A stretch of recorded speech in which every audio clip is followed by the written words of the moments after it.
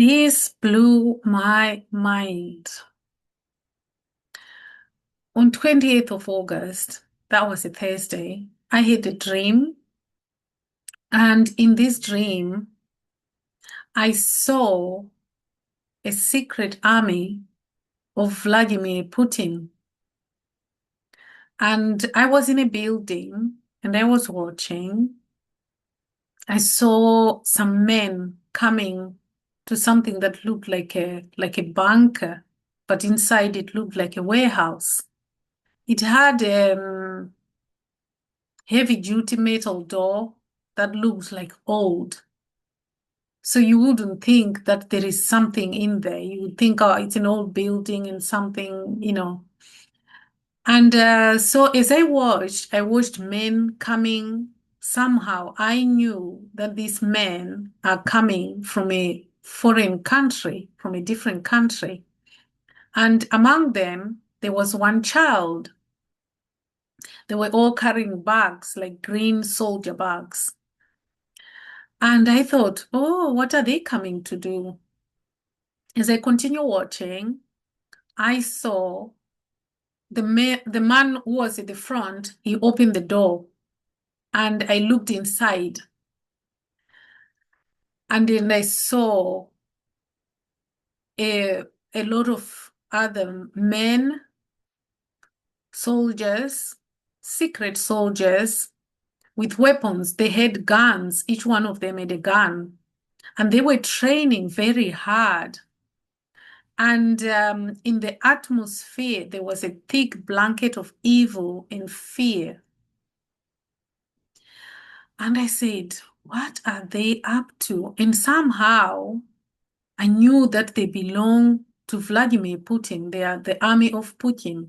He wasn't there. I didn't see him, but his presence, I knew that he was in this thickness of fear and evil.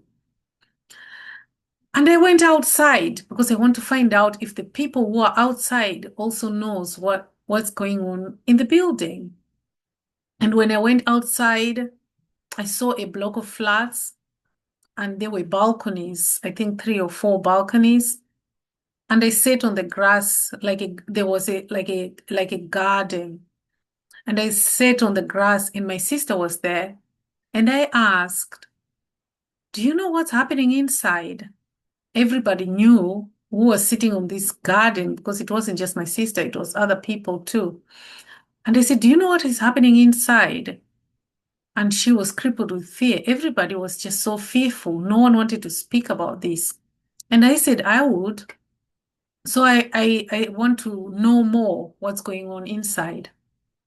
But before I went back in, I looked up to the balconies and I saw world leaders.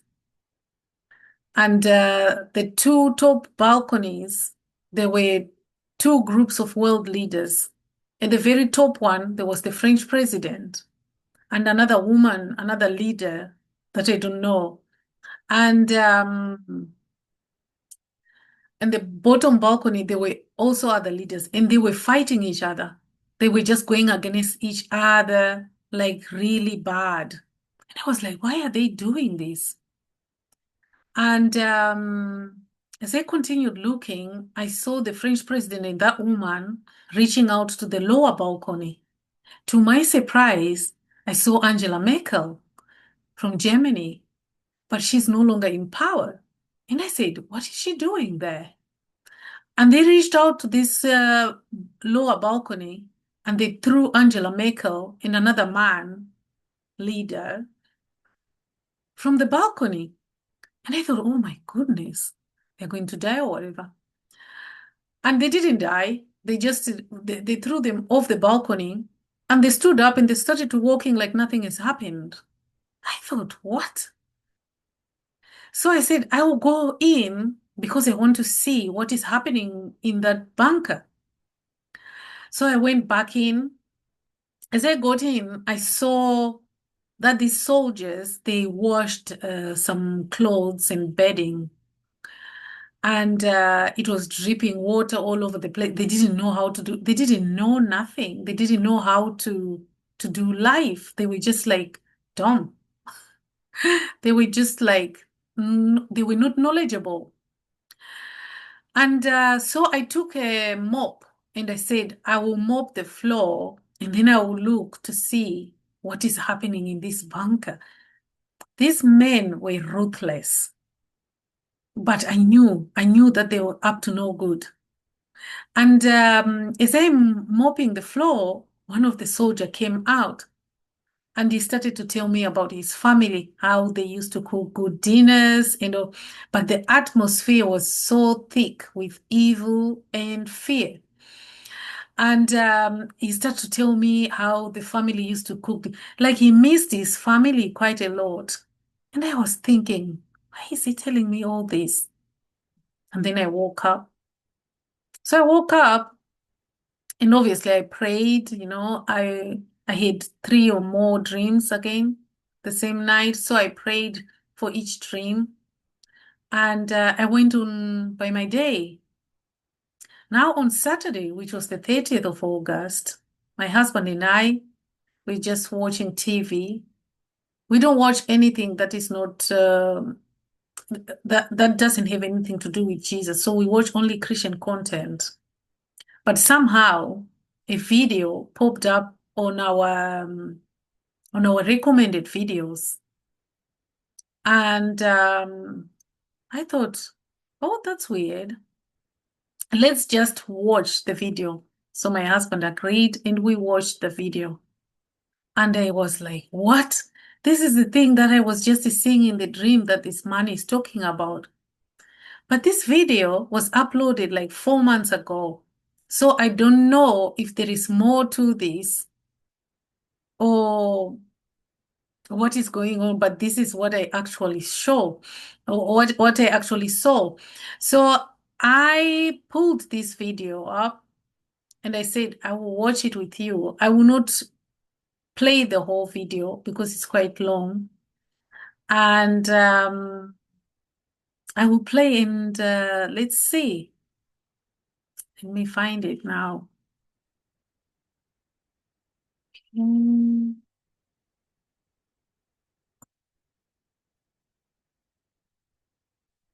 I hope you all can see this. Je ne parle pas le russe. Je ne lis même pas. Moi, je choisis d'aller au front. Ça, c'est pour me sacrifier. Est-ce qu'on peut appeler un frère, lui? Tu es en Russie? Oui.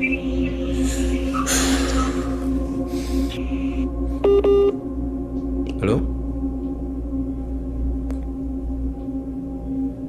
Allô?